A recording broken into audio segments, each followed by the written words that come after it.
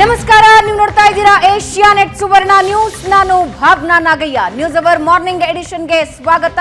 2024ರ ಮಹಾ ತೀರ್ಪು ಹೊರಬಿದ್ದಿದೆ. ಅಬ್ ಕಿ ಬಾರ್ 400 ಪಾರ್ ಅಂತ ಇದ್ದ ಬಿಜೆಪಿಗೆ ದೊಡ್ಡ ಶಾಕ್ ಆಗಿದ್ರೆ, ಕಾಂಗ್ರೆಸ್ಗೆ 100ರ ಗಡಿ ಹತ್ರ ಮತದಾರ ಪ್ರಭು ತಂದು ನಿಲ್ಲಿಸಿದ್ದಾನೆ. ಗೇಮ್ ಚೇಂಜರ್ ಆಗ್ತಾ ಇರೋದು ನಿತೀಶ್ ಕುಮಾರ್ ಮತ್ತು ಚಂದ್ರಬಾಬು ನಾಯ್ಡು. ಎರಡೂ ಕಡೆಯಿಂದ, ಒಂದು ಕಡೆ NDA ಇಂದ ಮತ್ತೊಂದು ಕಡೆ INDIA ಇಂದ ಸರ್ಕಾರ ರಚನೆಯ ಕಸರತ್ತು ಶುರುವಾಗಿದೆ. ನಿತೀಶ್ ಕುಮಾರ್ ಮತ್ತು ಚಂದ್ರಬಾಬು ನಾಯ್ಡುರನ್ನ ಸೆಳೆಯೋದಕ್ಕೆ INDIA ಒಕ್ಕೂಟ ಇನ್ನಿಲ್ಲದ ಕಸರತ್ತು ನಡೆಸ್ತಾ ಇದೆ. ನಮ್ಮದೇ ಸರ್ಕಾರ ಅಂತ ನಿನ್ನೆ ಕಾರ್ಯಕರ್ತರನ್ನ ಉದ್ದೇಶಿಸಿ ಮೋದಿ ಹೇಳಿದ್ದಾರೆ. ರಾಜ್ಯ ರಾಜಕಾರಣದಲ್ಲೂ ಕೂಡ ಅಚ್ಚರಿಯ ಫಲಿತಾಂಶ. 20+ ಅಂತ ಕಾಂಗ್ರೆಸ್ ಹೇಳ್ತಾ ಇತ್ತು, 20+ ಅಂತ ಬಿಜೆಪಿ ಹೇಳ್ತಾ ಇತ್ತು. ಕರ್ನಾಟಕದ ಫಲಿತಾಂಶ ಕೂಡ ಅಚ್ಚರಿಯ ಬೆಳವಣಿಗೆಗಳನ್ನ ಮುಂದಿನ ದಿನಗಳಲ್ಲಿ ಉಂಟು ಮಾಡುತ್ತೆ. ಹಾಗಾದ್ರೆ ಲೋಕಸಭಾ ಚುನಾವಣೆಯ ತೀರ್ಪಿನ ನಂತರದ ರಾಜಕಾರಣ ಏನಾಗ್ತಾ ಇದೆ ಅನ್ನೋದನ್ನ ಇವತ್ತಿನ ನ್ಯೂಸ್ ಅವರ್ ಮಾರ್ನಿಂಗ್ ಎಡಿಷನ್ ನಲ್ಲಿ ನಾವು ನಿಮ್ಮ ಮುಂದೆ ಇಡ್ತೀವಿ. ಲೋಕಸಮರದಲ್ಲಿ NDAಗೆ ಹ್ಯಾಟ್ರಿಕ್ ಗೆಲುವು ಸಿಕ್ಕಿದೆ.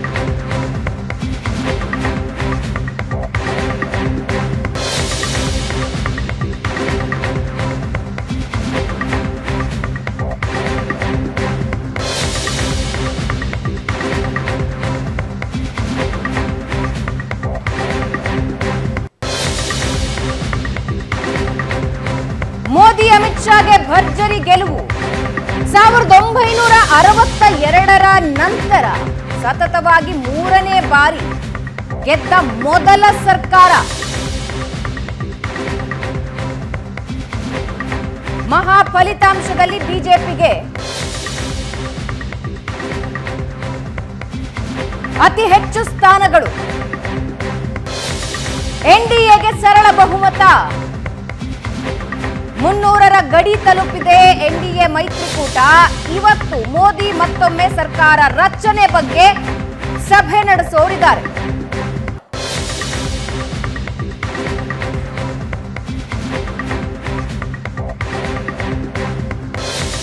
ಸಾವಿರದ 1962ರ ನಂತರ 3ನೇ ಬಾರಿಗೆ ಅಧಿಕಾರದ ಹೊಸ್ತಿಲಲ್ಲಿ ನಿಂತಿರುವ ಮೊದಲ ಸನ್ನಿವೇಶ ಇದು. ಈ ಬಾರಿ INDIA ಒಕ್ಕೂಟ ಶತಾಯಗತಾಯ ಅನ್ನೋ ರೀತಿ ಪ್ರಯತ್ನ ಮಾಡ್ತು. ಆ ಪ್ರಯತ್ನಕ್ಕೆ ಫಲ ಕೂಡ ಸಿಕ್ಕಿದೆ. 234 ಸ್ಥಾನಗಳನ್ನ INDIA ಒಕ್ಕೂಟ ಗೆದ್ದುಕೊಂಡಿದೆ. 99 ಸ್ಥಾನಗಳನ್ನ ಕಾಂಗ್ರೆಸ್ ಏಕಾಂಗಿಯಾಗಿ ಈ ಬಾರಿ ಗೆದ್ದುಕೊಂಡಿದೆ. ಅತಿ ದೊಡ್ಡ ಪಕ್ಷವಾಗಿ ಬಿಜೆಪಿ ಹೊರಹೊಮ್ಮಿದ್ರೂ ಕೂಡ ಬಿಜೆಪಿ ಏಕಾಂಗಿಯಾಗಿ ಸರಳ ಬಹುಮತ ಪಡೆಯೋದಕ್ಕಾಗಲಿಲ್ಲ. ಹಾಗಾಗಿ ಈಗ ಮಿತ್ರ ಪಕ್ಷಗಳನ್ನ ಜೊತೆಗೆ ತೆಗೆದುಕೊಂಡು ಹೋಗಲೇಬೇಕಾದ ಅನಿವಾರ್ಯತೆ ಬಿಜೆಪಿ ಪಾಲಿಗಿದೆ. ಆದರೂ ಸರ್ಕಾರ ರಚನೆಗೆ ನಾವು ಸಿದ್ಧ ಅಂತ ಮೋದಿ ನಿನ್ನೆ ಸಂದೇಶ ಹೊರಡಿಸಿದ್ದಾರೆ.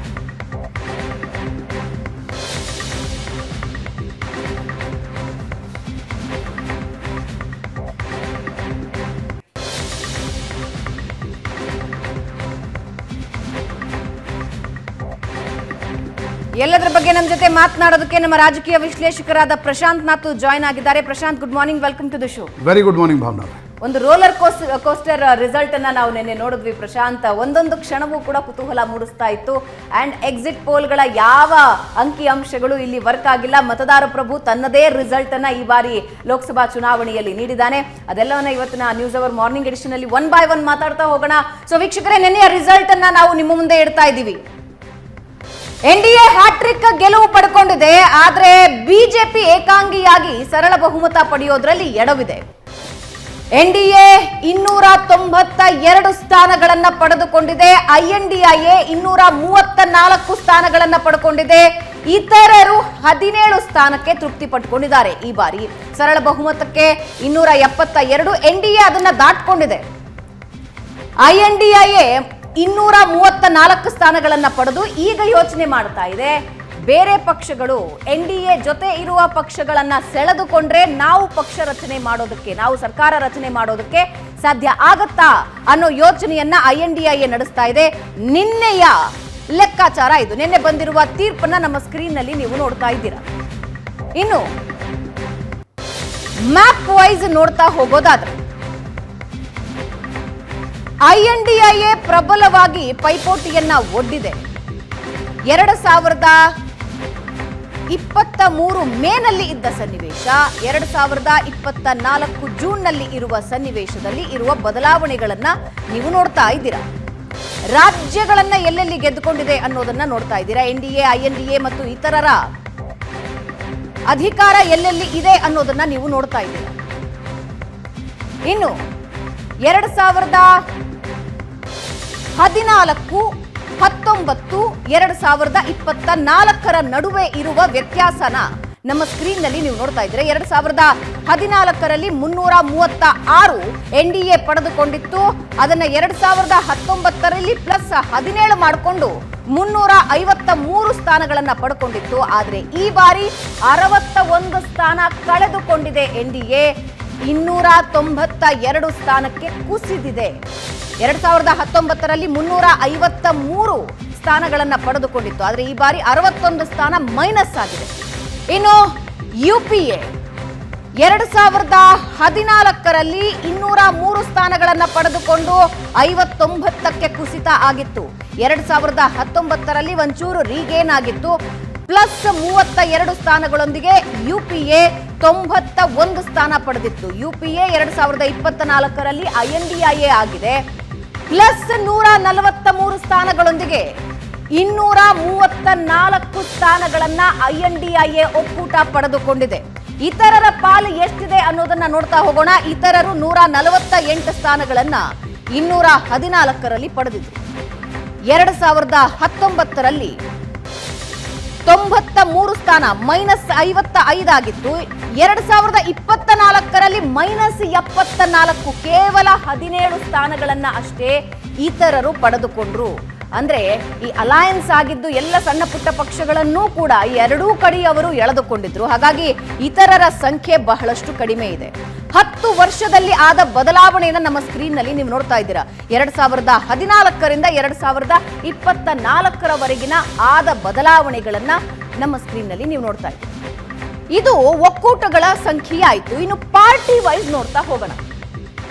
2014ರಲ್ಲಿ ಬಿಜೆಪಿ 282, ಏಕಾಂಗಿಯಾಗಿ 282 ಸ್ಥಾನಗಳನ್ನು ಪಡೆಯೋದ್ರ ಮೂಲಕ ಬಹುಮತ ಪಡ್ಕೊಂಡಿತ್ತು. ಕಳೆದ ಬಾರಿಗೆ ಹೋಲಿಸಿದ್ರೆ ಪ್ಲಸ್ 166 ಸ್ಥಾನಗಳನ್ನ ಪಡೆದುಕೊಂಡಿತ್ತು.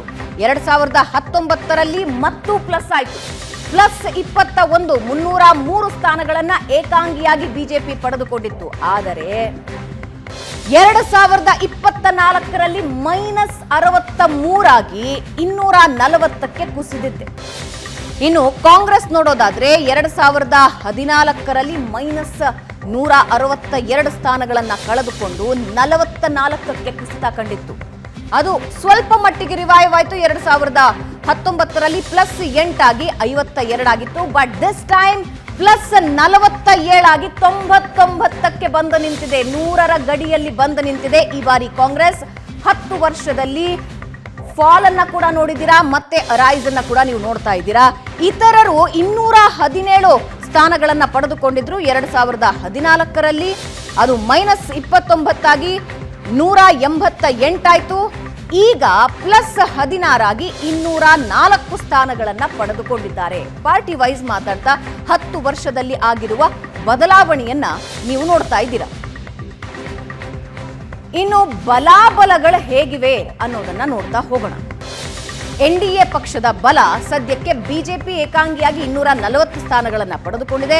TDP 16 ಸ್ಥಾನ ಪಡೆದಿದೆ. JDU 12 ಪಡ್ಕೊಂಡಿದೆ. LJP 5 ಸ್ಥಾನ ಪಡ್ಕೊಂಡಿದೆ. ಶಿವಸೇನೆಯ ಶಿಂದೆಯ ಬಣ 7 ಸ್ಥಾನಗಳನ್ನ ಪಡೆದುಕೊಂಡಿದೆ. ಇತರರು 12. ಎಲ್ಲಾ ಸೇರಿಸಿ 292 ಸ್ಥಾನಗಳನ್ನ NDA ಪಡೆದುಕೊಂಡಿದೆ. NDAಗೆ ಈಗ ಬಹುಮತ ಇದೆ. ಆದರೆ ಬಿಜೆಪಿ ಏಕಾಂಗಿಯಾಗಿ ಗೆದ್ದಿರೋದು ಕೇವಲ 240 ಸ್ಥಾನಗಳನ್ನ. ಕಳೆದ 2 ಎಲೆಕ್ಷನ್ನಲ್ಲಿ ಇತರ ಪಾರ್ಟಿಗಳ ಮೇಲೆ ಅವಲಂಬಿತ ಆಗಬೇಕಾದ ಅನಿವಾರ್ಯತೆ ಬಿಜೆಪಿಗೆ ಇರಲಿಲ್ಲ, ಆದ್ರೆ ಈ ಬಾರಿ ಇದೆ. ಇನ್ನು INDIA ನೋಡ್ತಾ ಹೋಗೋಣ. INDIA ಜೊತೆಗೆ ಯಾರ್ಯಾರು ಇದ್ದಾರೆ ಅಂತ. INDIA ಕಾಂಗ್ರೆಸ್ನ ಬಲ 99, SP ಈ ಬಾರಿ ಬಹಳ ದೊಡ್ಡ ಮಟ್ಟಿಗೆ ಬೂಸ್ಟ್ ಪಡೆದುಕೊಂಡು 34 ಸ್ಥಾನಗಳನ್ನು ಪಡೆದುಕೊಂಡಿದೆ. TMCಗೆ ಈ ಬಾರಿ ಟಕ್ಕರ್ ಕೊಡುತ್ತೆ ಬಿಜೆಪಿ ಅಂತ ಇತ್ತು, ಆದ್ರೆ ಅಂದುಕೊಂಡ ಯಶಸ್ಸು ಸಿಗಲಿಲ್ಲ. TMC 31 ಸ್ಥಾನ ಪಡ್ಕೊಂಡಿದೆ, DMK 21 ಸ್ಥಾನ ಪಡ್ಕೊಂಡಿದೆ, ಉದ್ಧವ್ ಠಾಕ್ರೆ ಬಣ 10 ಸ್ಥಾನಗಳನ್ನು ಪಡೆದುಕೊಂಡಿದೆ, NCP ಶರದ್ ಬಣ 7 ಸ್ಥಾನ ಪಡ್ಕೊಂಡಿದೆ, ಆಪ್ 3 ಮತ್ತು ಇತರರು 29 ಸ್ಥಾನ.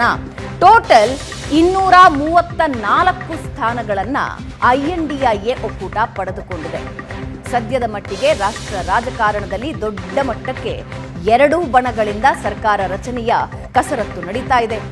ವೋಟ್ ಕಂಪೇರ್ ಮಾಡ್ತಾ ಹೋಗೋಣ. ಈಗ ಲೋಕಸಭೆಯಲ್ಲಿ ಮತ ಪ್ರಮಾಣವನ್ನ ನೋಡ್ತಾ ಹೋಗೋದಾದ್ರೆ 2014ರಲ್ಲಿ ಬಿಜೆಪಿ 31% ಮತಗಳನ್ನ ಪಡೆದುಕೊಂಡಿತ್ತು. ಅದು ಇನ್ಕ್ರೀಸ್ ಆಯಿತು 2019ರಲ್ಲಿ +6 ಆಗಿತ್ತು. ಬಟ್ ಈ ಬಾರಿ 2024ರಲ್ಲಿ 0.3 ಪ್ಲಸ್ ಆಗಿದೆ, ಆದ್ರೆ ಅದು ವೋಟ್ಗಳಾಗಿ ಕನ್ವರ್ಟ್ ಆಗಿಲ್ಲ. ಕಾಂಗ್ರೆಸ್ 19.3 ಮತಗಳನ್ನ ಪಡೆದುಕೊಂಡಿತ್ತು. ಈ ಹಿಂದಿನ ಎಲೆಕ್ಷನ್ಗೆ ಕಂಪೇರ್ ಮಾಡಿದ್ರೆ -10 ಆಗಿತ್ತು.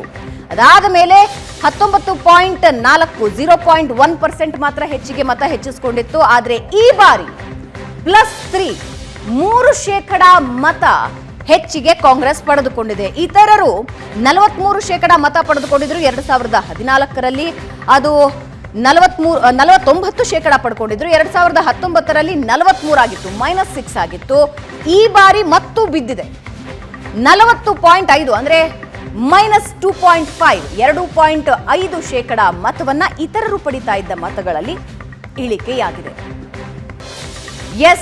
ಸದ್ಯಕ್ಕೆ ದೆಹಲಿಯ ಅಖಾಡ ಜೋರಾಗಿ ಸದ್ದು ಮಾಡ್ತಾ ಇದೆ. INDIA ಏನ್ ಮಾಡ್ತಾ ಇದೆ, NDA ನಲ್ಲಿ ಏನಾಗ್ತಾ ಇದೆ, ಇವೆಲ್ಲದರ ಬಗ್ಗೆ ಇನ್ಫಾರ್ಮೇಶನ್ ಕೊಡೋದಕ್ಕೆ ನಮ್ಮ ದೆಹಲಿ ರಿಪೋರ್ಟರ್ ನಮ್ಮ ಜೊತೆ ಲೈವ್ ನಲ್ಲಿ ಜಾಯ್ನ್ ಆಗ್ತಾ ಇದ್ದಾರೆ. ಮಂಜು ನಮ್ಮ ಜೊತೆ ಲೈವ್ ನಲ್ಲಿ ಜಾಯ್ನ್ ಆಗ್ತಿದ್ದಾರೆ. ಮಂಜು, ನಿನ್ನೆಯ ಫಲಿತಾಂಶ ಎಲ್ಲ ರಾಜಕೀಯ ಪಕ್ಷಗಳಲ್ಲೂ ದೆಹಲಿಯಲ್ಲಿ ಸಂಚಲನ ಸೃಷ್ಟಿ ಮಾಡ್ತಾ ಇವೆ. ದೆಹಲಿಯಲ್ಲಿ ಏನಾಗ್ತಾ ಇದೆ? ಭಾವನಾ, ಒಂದು ಕಡೆ ಆಶಾಭಾವನೆಯನ್ನ ತುಂಬಿದೆ ನಿನ್ನೆ ಫಲಿತಾಂಶ, ಇನ್ನೊಂದು ಕಡೆ ನಿರಾಶೆಯನ್ನ ನಾವು ನೋಡುವಂತ ಸ್ಥಿತಿಗೆ ತಂದು ತುಂಬಿರುವಂಥದ್ದು.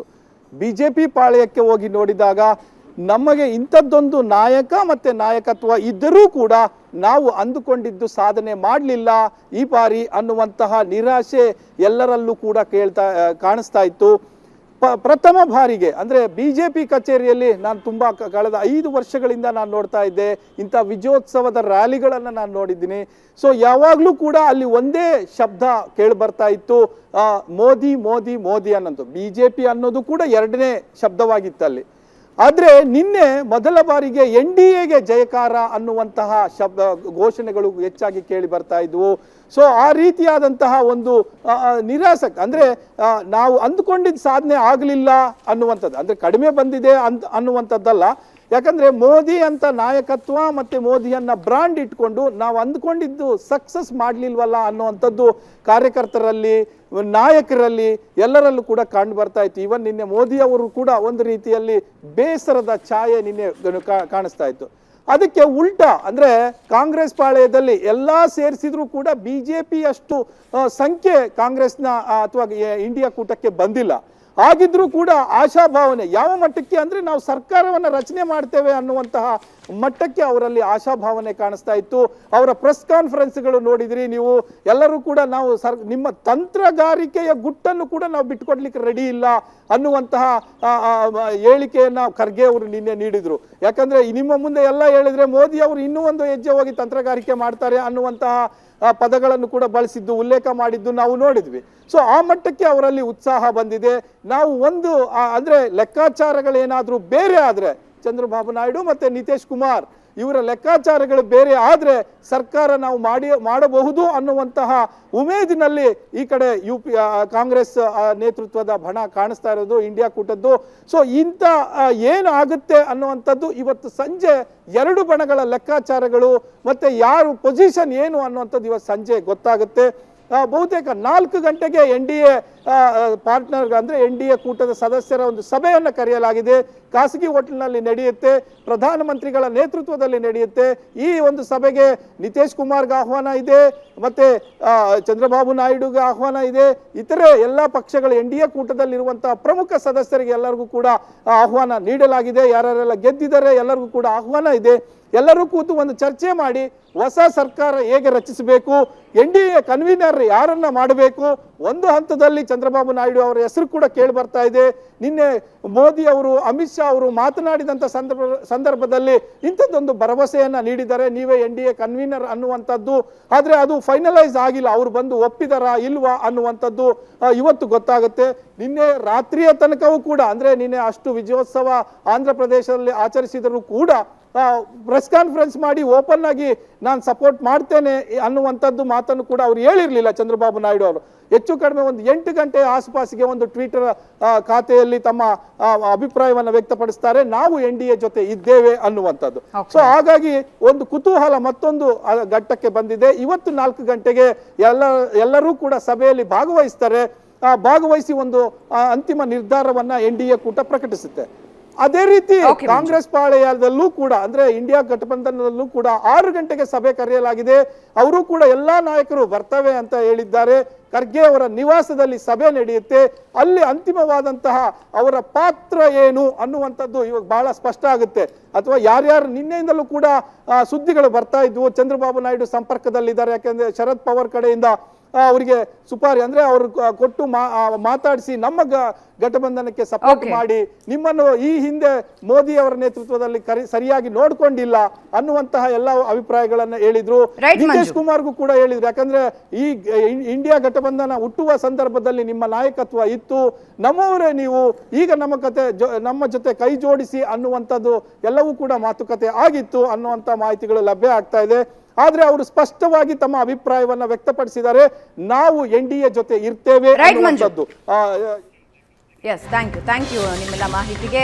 NDA INDAಯಲ್ಲಿ ರಾಜಕೀಯ ಸಂಚಲನ ಶುರು ಆಗೋ ಹಾಗೆ ನಿನ್ನೆಯ ಫಲಿತಾಂಶ ಕೊಟ್ಟಿದೆ.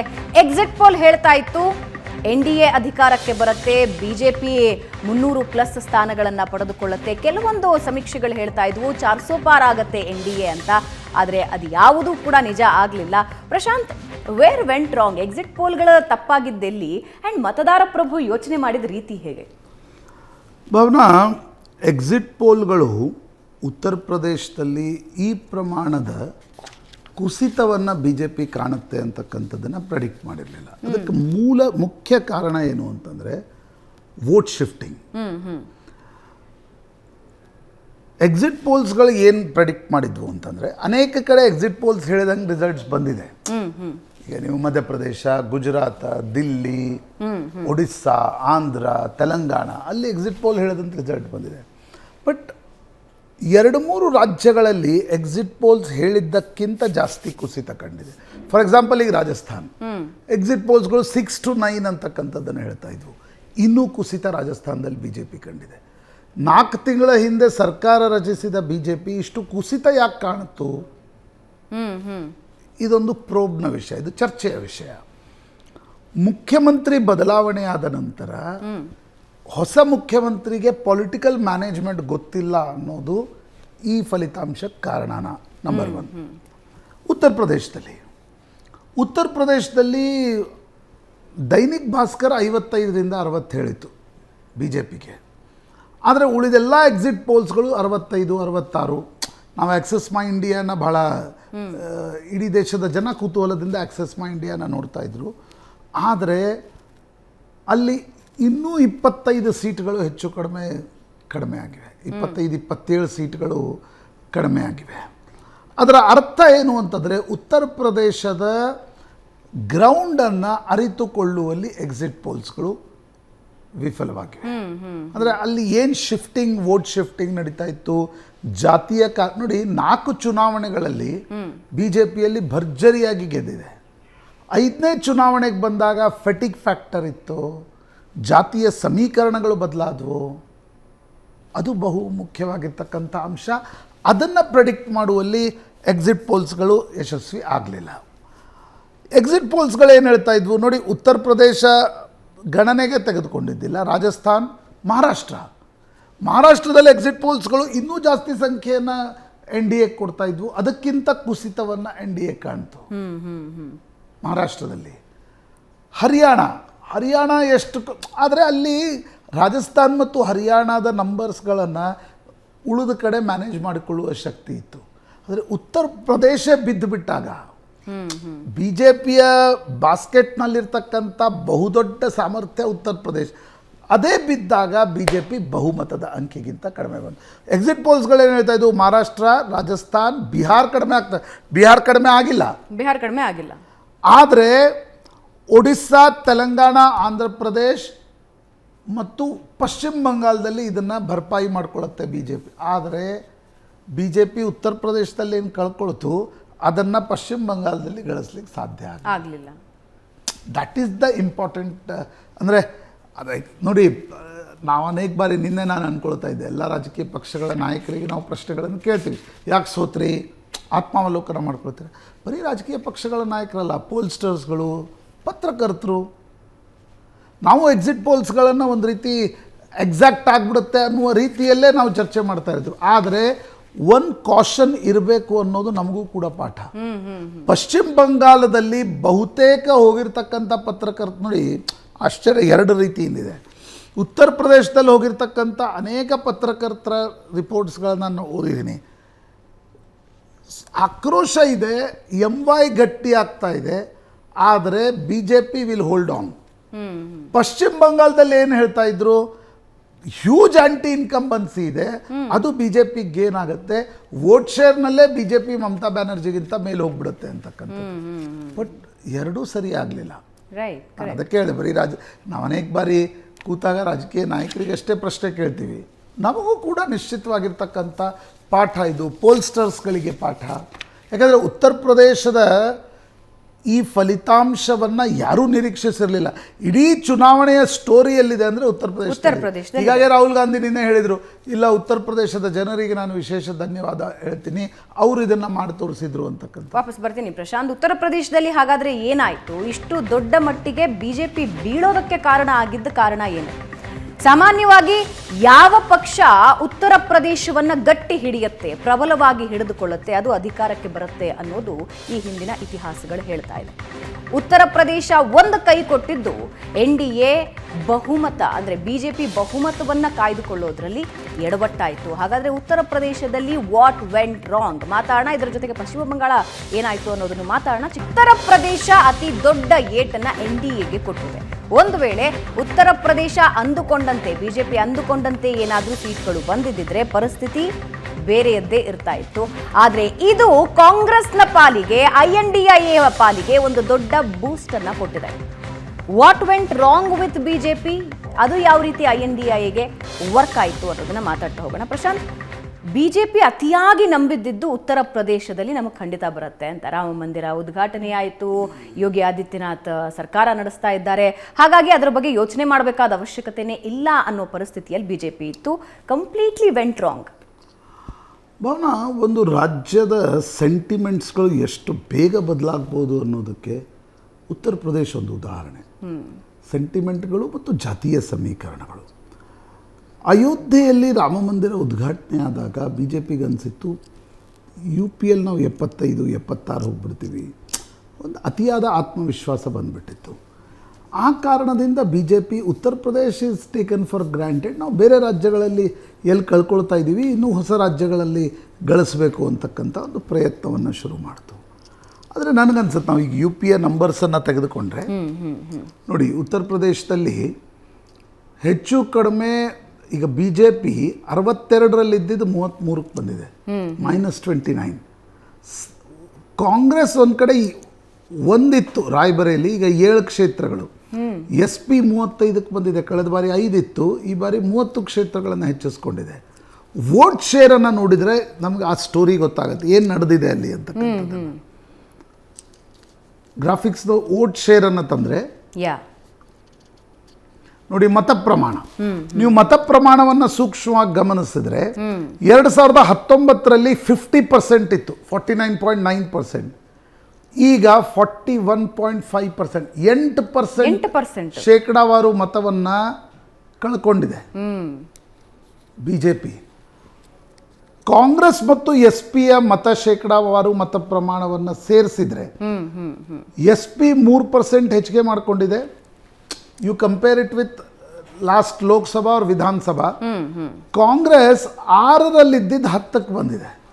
ಅಂದರೆ ಹೆಚ್ಚು ಕಡಿಮೆ ನಿಮಗೆ 43.1%. ಅಲ್ಲೇ ಈ ರಿಸಲ್ಟ್ ಯಾಕೆ ಬಂತು ಅಂತಕ್ಕಂಥದ್ದು ಸ್ಪಷ್ಟ ಆಗುತ್ತೆ. 2 ಕಾರಣಗಳು ನನಗೆ ಅನಿಸ್ತಕ್ಕಂಥದ್ದು ಭಾವನಾ. ದಲಿತ ಮತಗಳು BSP ಜಾಸ್ತಿ ತೆಗೆದುಕೊಳ್ಳುತ್ತೆ ಅಂತಕ್ಕಂಥದ್ದಿತ್ತು.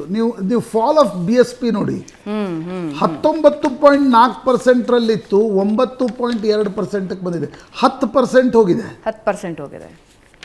ಅದರಲ್ಲಿ ದಲಿತ ಮತಗಳು ಕೂಡ ಈ ಬಾರಿ ಶಿಫ್ಟ್ ಏನಾಗ್ತಾ ಇತ್ತು. ದಲಿತರಲ್ಲಿ 80ರ ದಶಕಕ್ಕಿಂತ ಮುಂಚೆ ಒಂದು ಆಕ್ರೋಶ ಅಪ್ಪರ್ ಕಾಸ್ಟ್ ಮೇಲೆ ಇರ್ತಾ ಇತ್ತು. ಯಾಕಂದರೆ ಆಗ ಅಧಿಕಾರ ನಡೆಸ್ತಾ ಇದ್ದವರು ಬ್ರಾಹ್ಮಣರು, ರಜಪೂತರು, ಭೂಮಿಹಾರರು ಎಲ್ಲ. ನಂತರದ ಮಂಡಲ್ ಚಳುವಳಿಯ ನಂತರ ಯಾದವರು ಅಧಿಕಾರಕ್ಕೆ ಬಂದರು. ಹೀಗಾಗಿ ಯಾದವ ವರ್ಸಸ್ ದಲಿತ್ ಒಂದು ಫೈಟ್ ಶುರು ಆಯಿತು.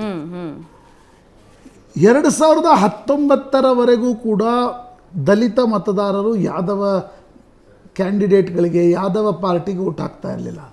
ಆದರೆ ಈ ಬಾರಿ ಅಖಿಲೇಶ್ ಯಾದವ್ ಮತ್ತು ಕಾಂಗ್ರೆಸ್ನ ಪ್ರಯತ್ನದಿಂದ ದಲಿತರು ಇಲ್ಲಪ್ಪ BSP ಗೆಲ್ತಾ ಇಲ್ಲ, 10 ವರ್ಷಗಳಿಂದ ಅಧಿಕಾರ ಸಿಗ್ತಾ ಇಲ್ಲ, ವಿ ಹ್ಯಾವ್ ಟು ಶಿಫ್ಟ್ ಅಂತಕ್ಕಂಥದ್ದನ್ನು ಯೋಚನೆ ಮಾಡಿದಾಗ ಒಂದು ಸಂವಿಧಾನ, ಒಂದು ಪ್ರಚಾರವನ್ನು ಏನು ಕಾಂಗ್ರೆಸ್ ಮಾಡ್ತು ಮತ್ತು ಮಲ್ಲಿಕಾರ್ಜುನ್ ಖರ್ಗೆ AICC ಅಧ್ಯಕ್ಷರಾಗಿದ್ದರಿಂದ ದಲಿತರಿಗೆ ಅನ್ನಿಸ್ತು ನಾವು SP ಶಿಫ್ಟ್ ಆಗಲಿಲ್ಲ ಅಂದರೂ ಅಲ್ಲಿ ಕಾಂಗ್ರೆಸ್ ಇದೆ, ಕಾಂಗ್ರೆಸ್ ಜೊತೆ ಶಿಫ್ಟ್ ಆಗ್ಬೋದು ಅಂತ. ಅದು ಈ ಉತ್ತರ ಪ್ರದೇಶದ ಸ್ಟೋರಿಯನ್ನು ಬದಲಾಯಿಸಿದೆ ಅಂತ ನನಗನ್ಸುತ್ತೆ. ನೋಡಿ, BJPಗೆ ಒಂದು ಕಡೆ ನಾನ್ ಯಾದವ್ OBCಗಳು ಸಾಕಷ್ಟು ದೊಡ್ಡ ಹೊಡೆತವನ್ನು ಕೊಟ್ಟಿದ್ದಾರೆ. BJPಯ ಜೀವಾಳವೇ ಉತ್ತರ ಪ್ರದೇಶದಲ್ಲಿ ನಾನ್ ಯಾದವ್ OBC. ಆ ವೋಟ್ಗಳಲ್ಲಿ ಗಣನೀಯವಾಗಿರ್ತಕ್ಕಂಥ ಇಳಿಕೆ ಕಂಡು ಬಂದಿದೆ.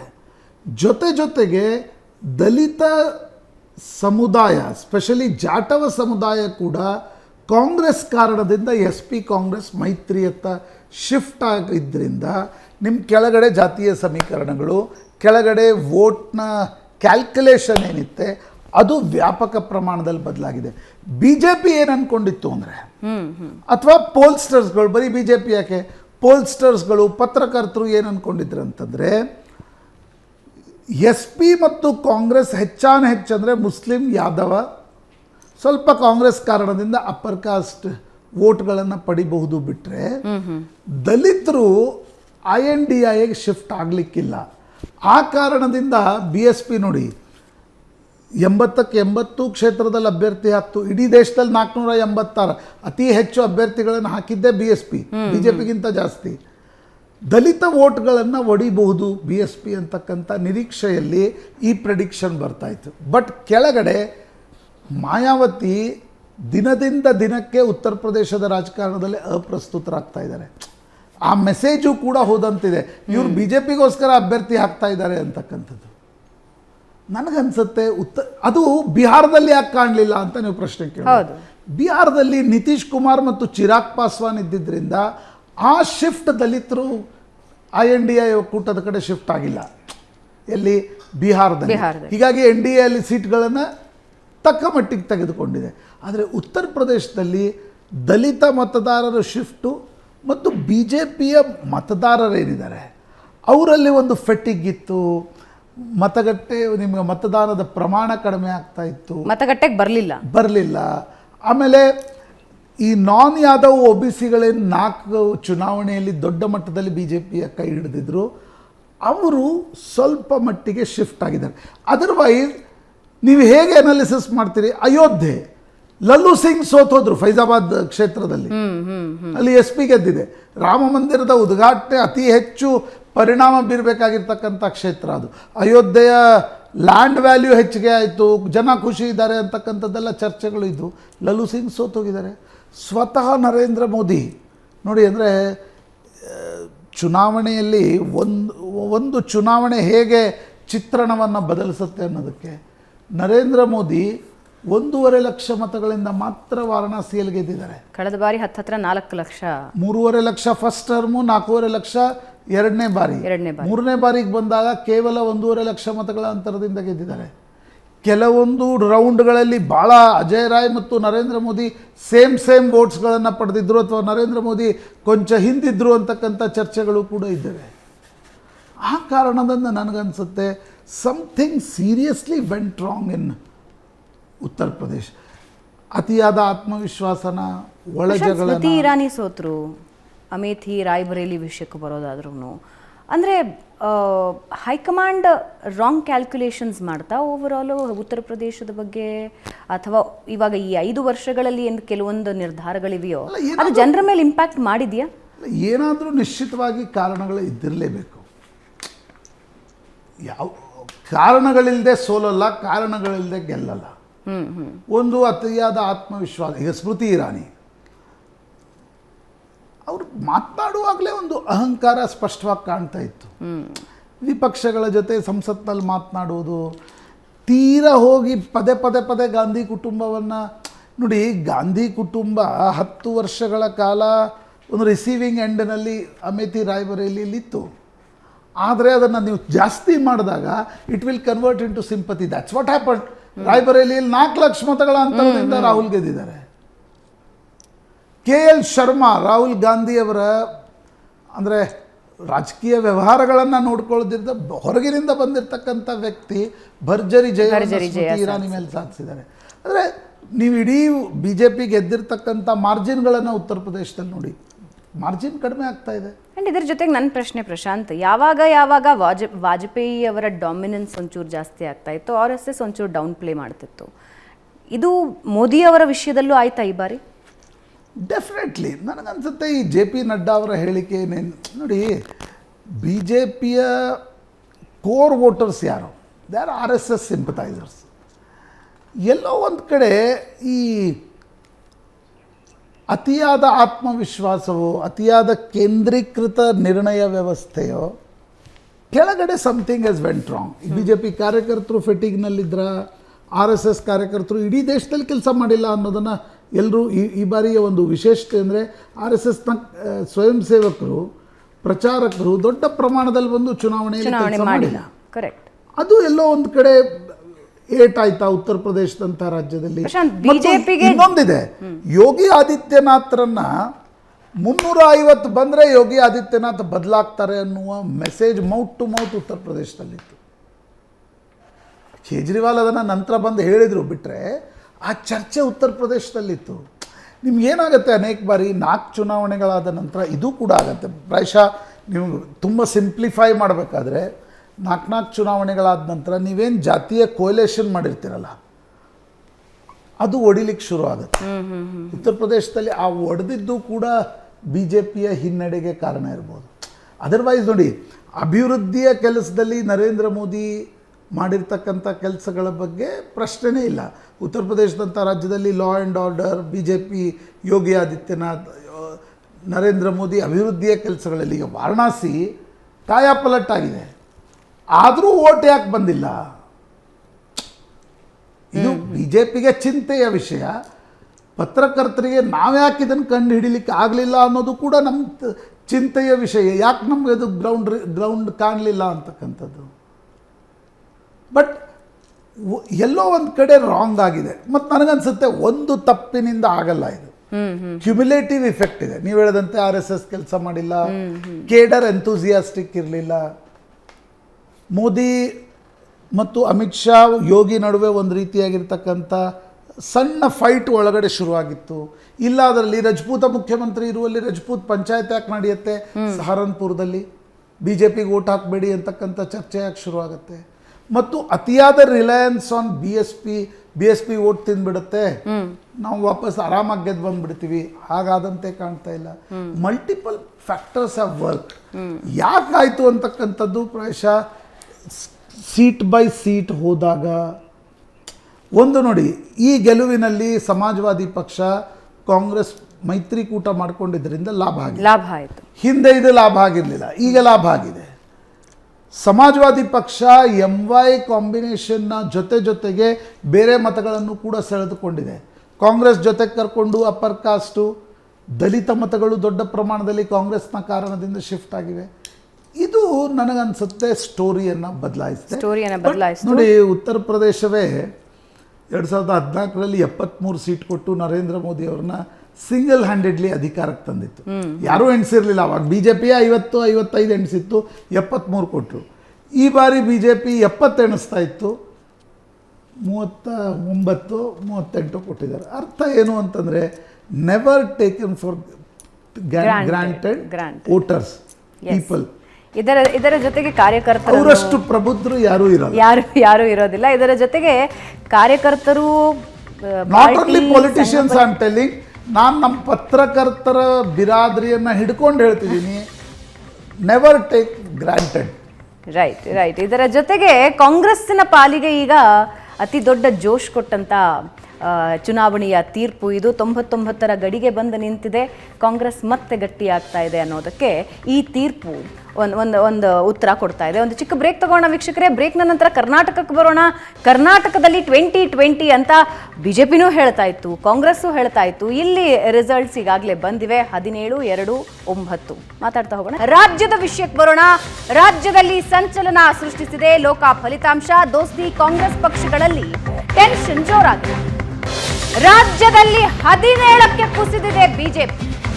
ಈ ಬಾರಿ 9 ಸ್ಥಾನದಲ್ಲಿ ಕಾಂಗ್ರೆಸ್ ಜಯ. ಆದರೆ ಕಾಂಗ್ರೆಸ್ ಪಕ್ಷ ಈ ಬಾರಿ 2 ಅಂಕಿ ದಾಟಲಿಲ್ಲ. CM DCM ತವರು ಕ್ಷೇತ್ರಗಳಲ್ಲೇ ಕೈಪಡೆ ಮುಗ್ಗರಿಸಿದೆ. ರಾಜ್ಯದಲ್ಲಿ ಕಾಂಗ್ರೆಸ್ಗೆ ಹಿನ್ನಡೆಯಾಗಿದೆ.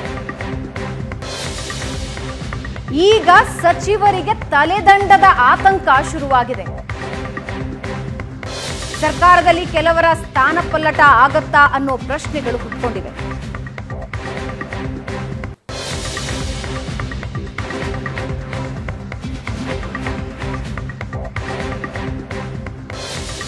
ಪ್ರಶಾಂತ್, ಕರ್ನಾಟಕದಲ್ಲಿ ಎರಡೂ ಪಕ್ಷಗಳು ಹೇಳ್ತಾ ಇದ್ವು 20+20+ ಅಂತ. BJP ಕೇಳಿದ್ರು, BJP ಅವ್ರು ಹೇಳ್ತಾ ಇದ್ರು, ಕಾಂಗ್ರೆಸ್ ಅವ್ರು ಕೇಳಿದ್ರೆ 15-20 ಅಂತ ಹೇಳ್ತಾ ಇದ್ರು. ಕಾಂಗ್ರೆಸ್ 2 ಅಂಕಿ ದಾಟೋದಕ್ಕೆ ಸಾಧ್ಯ ಆಗಲಿಲ್ಲ. BJP 8 ಸ್ಥಾನಗಳನ್ನು ಕಳ್ಕೊಳ್ಳುತ್ತೆ. ಈಗ ಭಾವನಾ, BJP ನಂಬರ್ಸ್ ಕುಸಿತು ಅನ್ನೋದನ್ನು ನೀವು ನೋಡೋದಾದರೆ 2019ರ ನಂಬರ್ ನೋಡಿ ನಾವು ಕುಸಿತು ಅಂತ ಹೇಳ್ತೇವೆ. 2023ರ ವಿಧಾನಸಭಾ ಚುನಾವಣೆಯ ರಿಸಲ್ಟ್ಸ್ ನೋಡಿ ಹೇಳಿ. Okay, BJP has perform well in Karnataka. Exit ಪೋಲ್ಸ್ಗಳು 23-24 ಹೇಳ್ತಾ ಇದ್ವು. ಆದರೆ 18ರ ಆಸುಪಾಸು BJPಯ ಶಕ್ತಿ ಏನಿದೆ ಅದರ ಹತ್ರ BJP ಬಂದಿದೆ. BJPಯ 2 ನಿರ್ಣಯಗಳು BJP ಕೈ ಹಿಡಿದಿವೆ. ಲಿಂಗಾಯತರ ಕ್ರೋಢೀಕರಣ ಆಗಿದೆ ವಿಜಯೇಂದ್ರ ಅಧ್ಯಕ್ಷರಾಗಿರೋದ್ರಿಂದ. BJP JDS ಮೈತ್ರಿ ಆಗಿರೋದ್ರಿಂದ ನಿಮ್ಗೆ ಹಳೆ ಮೈಸೂರಿನಲ್ಲಿ ಚಾಮರಾಜನಗರ, ಹಾಸನ ಬಿಟ್ಟರೆ ಎಲ್ಲ ಕ್ಷೇತ್ರಗಳನ್ನು BJP ಗೆದ್ದುಕೊಂಡಿದೆ. ಫಸ್ಟ್ ಫೇಸ್ನ 14ರಲ್ಲಿ BJP ಪರ್ಫಾರ್ಮ್ 12 ಕರೆಕ್ಟ್. ಅದು ಒಂದು ಭಾಗ. ಇನ್ನೊಂದು ಭಾಗ ನೀವು ಕಾಂಗ್ರೆಸ್ ದೃಷ್ಟಿಯಿಂದ ನೋಡಿದಾಗ, ನೀವು 2019ರ ಫಲಿತಾಂಶವನ್ನು ನೋಡಿದಾಗ 1-9, 23ರ ಫಲಿತಾಂಶವನ್ನು ಸ್ಟಾರ್ಟಿಂಗ್ ಪಾಯಿಂಟ್ ಆಗಿ ಇಟ್ಕೊಳ್ಳಿ. 135-36 ಗ್ಯಾರಂಟಿಗಳು.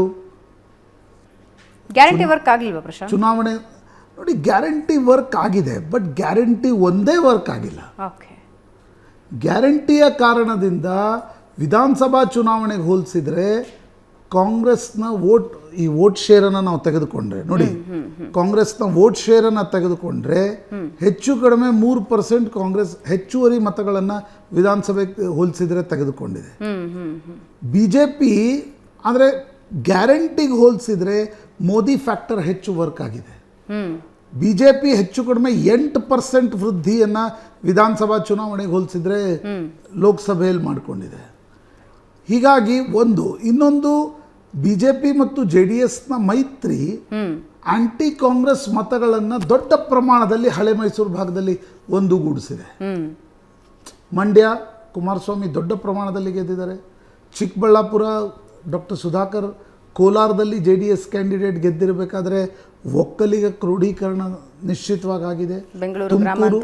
ತುಮಕೂರು ಸೋಮಣ್ಣ ಲಿಂಗಾಯತ ಕ್ಯಾಂಡಿಡೇಟ್ ಇದ್ದರೂ ಕೂಡ JDSನ ಮತಗಳು ದೊಡ್ಡ ಪ್ರಮಾಣ, ಯಾಕಂದರೆ ಕಳೆದ ಬಾರಿ ದೇವೇಗೌಡರು ಮತ್ತು ಬಸವರಾಜ್ ಅಂತರ ಭಾಳ ಕಡಿಮೆ ಇತ್ತು.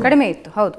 ಈ ಬಾರಿ ಸೋಮಣ್ಣ 1 ಲಕ್ಷಕ್ಕೂ ಹೆಚ್ಚು ಮತಗಳ ಅಂತರದಿಂದ ಗೆಲ್ತಾ ಇದ್ದಾರೆ ಅಂತಂದರೆ ಕೆಳಗಡೆ ಒಕ್ಕಲಿಗರ ಮತ್ತು ಲಿಂಗಾಯತರ ಕ್ರೋಢೀಕರಣ ಆಗಿದೆ ನಿಶ್ಚಿತವಾಗಿ.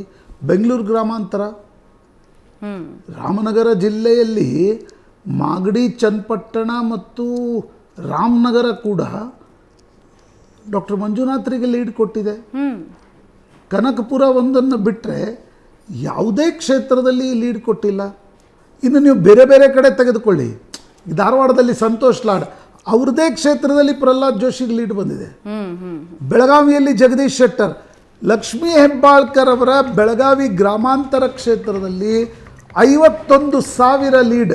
ನನಗೆ ಕರೆಕ್ಟ್ ಅಂಕಿ ನೆನಪಿಲ್ಲ, ಬಟ್ 40,000ಕ್ಕೂ ಹೆಚ್ಚು. 51 ಯಾರೋ ನನಗೆ ನಿನ್ನೆ ಜಗದೀಶ್ ಶೆಟ್ಟರ್ ರಾತ್ರಿ ಹೇಳ್ತಾ ಇದ್ರು, ನಾನು ಅದೇ ಕ್ಷೇತ್ರದಲ್ಲಿ ಬೆಳಗಾವಿ ಗ್ರಾಮಾಂತರದಲ್ಲಿ ಒಂದು ದೊಡ್ಡ ಲೀಡನ್ನು ತೆಗೆದುಕೊಂಡಿದ್ದೀನಿ ಅಂತಕ್ಕಂಥ. ಇದು ಏನು ಹೇಳ್ತಾ ಇದೆ? Only guarantee will not work. This is high time. 2018ರಲ್ಲಿ ಸಿದ್ದರಾಮಯ್ಯ ಇದನ್ನು ಅರ್ಥ ಮಾಡಿಕೊಳ್ಳದೆ ಸೋತು ಹೋದರು. ಈ ಬಾರಿ ಕೂಡ ನೀವು ಬರೀ ಭಾಗ್ಯ ಯೋಜನೆಗಳಿಂದ ಚುನಾವಣೆಯನ್ನು ಗೆಲ್ಲಕ್ಕಾಗಲ್ಲ. You need to mix it with development. Yes ಮುಂದಿನ ಹಂತಗಳಲ್ಲಿ ಇದ್ರ ಬಗ್ಗೆ ಕಾಂಟ್ರರಿ ಬಿಜೆಪಿ ರಾಷ್ಟ್ರ ಮಟ್ಟದಲ್ಲಿ ಬರೀ ಡೆವಲಪ್ಮೆಂಟ್ ನಿಂದ ಗೆಲ್ಲಕ್ಕಾಗಲ್ಲ. You have to mix up with some ಭಾಗ್ಯಗಳು. ಅರ್ಥ ಮಾಡ್ಕೊಳ್ಳೋದು, ಜನರ ಮನಸ್ಸನ್ನು ಅರ್ಥ ಮಾಡ್ಕೊಳ್ಳೋದು ಬಹಳ ಕಷ್ಟ ಅನ್ಸುತ್ತೆ. ವೀಕ್ಷಕರೇ, ಇವತ್ತು ಇಡೀ ದಿನ ಈ ಕುರಿತಾಗಿ ವಿಸ್ತೃತವಾದಂತಹ ಚರ್ಚೆ ಇರುತ್ತೆ. 10 ಗಂಟೆಗೂ ಕೂಡ ವಿಶೇಷ ಚರ್ಚಾ ಕಾರ್ಯಕ್ರಮ ಇರುತ್ತೆ. ಪ್ರಶಾಂತ್ ನಾಥು ನಿಮ್ಮ ಜೊತೆ ಇರ್ತಾರೆ. ಒಂದು ಚಿಕ್ಕ ಬ್ರೇಕ್ ತಗೊಂಡು ನ್ಯೂಸ್ ಅವರ್ ಮಾರ್ನಿಂಗ್ ಎಡಿಷನ್ ಮುಗಿಸುವಂಥ ಸಮಯ, ಒಂದು ಚಿಕ್ಕ ಬ್ರೇಕ್ ತಗೋಣ. ಪ್ರಶಾಂತ್, ಧನ್ಯವಾದ ಚರ್ಚೆಯಲ್ಲಿ ಭಾಗಿಯಾಗಿದ್ದಕ್ಕೆ. ಇದಾದ ನಂತರ ನನ್ನ ಕಲೀಗ್ ಪ್ರತಿಮಾ ಮುಂದಿನ ಅಪ್ಡೇಟ್ಸನ್ನು ನಿಮಗೆ ನೀಡ್ತಾ ಹೋಗ್ತಾರೆ.